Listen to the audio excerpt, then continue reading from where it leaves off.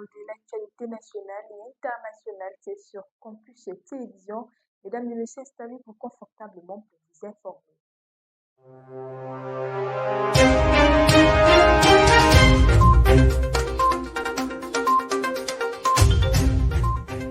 À la une ce matin, drame, plusieurs morts sur la RN4. Un grave accident de la circulation a causé la mort de plusieurs personnes sur l'axe Yaoundé-Bafoussam. Un bus de la compagnie Mangwa Boy en provenance du Yaoundé a percuté un camion de plancher immobilisé sur la nationale numéro 4. L'impact a touché l'avant du bus, le chauffeur et plusieurs passagers ont été tués.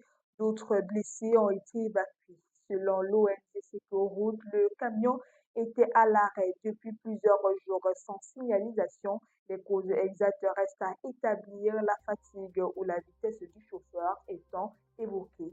Ce drame rappelle la dangerosité des routes du pays à l'approche de la rentrée scolaire.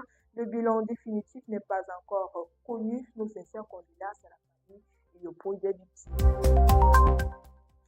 L'écologie, le maire de Yaoundé 5 cet étang. Carnet noir pour le Cameroun, le maire de la ville de Yaoundé 5, Gabriel Bihina, est décédé dans la nuit de mercredi à jeudi Douala où il était hospitalisé. Opéré mercredi, son état s'est dégradé brutalement.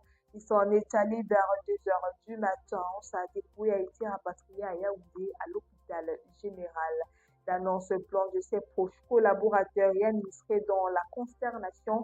À la tête de Yaoundé 5 depuis plusieurs années, il était reconnu pour sa rigueur et son expérience de gestionnaire.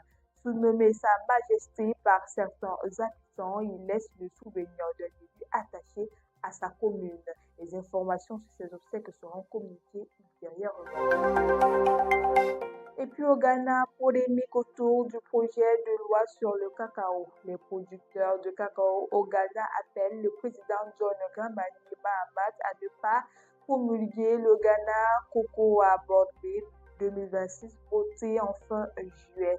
Le texte classe les cacaoyères en zone protégée. Toute conversion de terre devra être autorisée par le Cocoa Board. Les contrevenants s'exposent à des amendes allant jusqu'à 20 ans de prison, surtout en cas d'orpage illégal. Le gouvernement veut freiner la baisse de la production, mais la Ghana Coopérative Cocoa Femmes Association dénonce un manque de consultation et craint des poursuites pour les planteurs qui remplacent les arbres malades. Le Cocoa Board défend la loi et parle de protection de la filière. Le président Mahama ne s'est pas encore prononcé. Pour rappel, le Ghana et la Côte d'Ivoire assurent près de 50% du cacao mondial. Et pour finir en sport, Cannes 2026, des milliards de francs CFA pour les Lions. Le Cameroun a débloqué une enveloppe de près de 2,735 milliards de francs CFA pour préparer et accompagner les Lions indomptables à la Cannes féminine 2026. Une première dotation de 2,447 milliards de francs CFA avait été prévue avant le report de la compétition. En raison des charges supplémentaires liées à ce décalage, une rallonge de 280 millions de francs CFA a ensuite été accordée. Ces financements incluent des primes fixes et des enveloppes de primes liées aux résultats de l'équipe nationale féminine.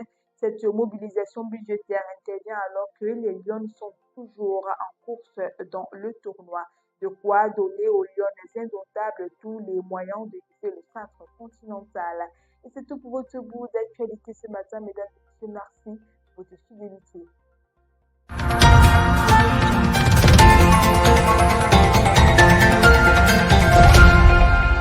Campus TV, nous sommes ensemble.